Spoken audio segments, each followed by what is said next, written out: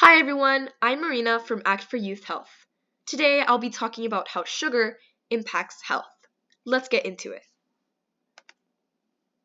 First of all, what is sugar?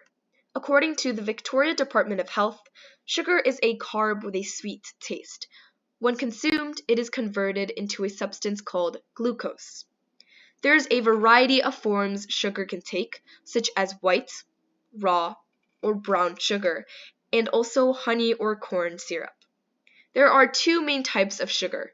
The first type is natural sugar, which is found in fruits such as apples and grapes, and also dairy products like milk and cheese. When you think of sugar, you might think of this image right here. That's added refined sugar, which is placed in foods and drinks for a sweeter taste. Sugar is an important aspect of health and, when eaten in proper amounts, is beneficial for humans. According to Sugar Nutrition Resource Center, obviously it provides a sweet taste, which makes many foods and drinks enjoyable. Because it is a carb, it provides energy for people to be active. When sugar is consumed, it leads to increased levels of serotonin and dopamine, which are both neurotransmitters affecting how the body feels. So, sugar can cause an improved mood. Now, it is widely known that if you eat an excessive amount of sugar, there are many negative consequences to your body.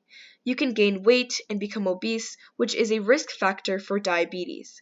According to Harvard Medical School, excessive sugar intake can cause raised blood pressure and also chronic inflammation. There's a greater risk for heart and cardiovascular disease, and also a heart attack or stroke. There can be a greater load of fat in the liver, leading up to fatty liver disease. So, how much sugar should we eat every day?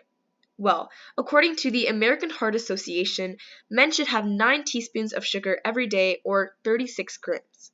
Women should have 6 teaspoons, or 25 grams of sugar daily.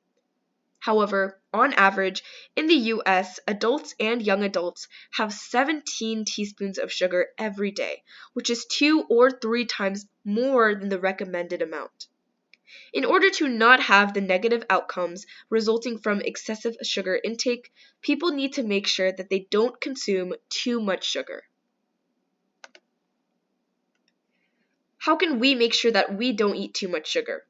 Well, the American Heart Association states that people should make sure they don't add too much sugar to foods they eat or make.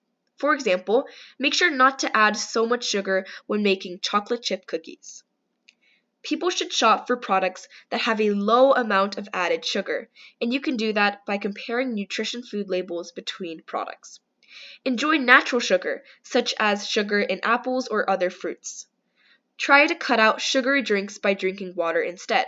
Instead of drinking a soda, maybe drink water. You can replace added sugar in the food you make with spices such as cinnamon, so that there's still a taste, but with less sugar. Thank you for watching.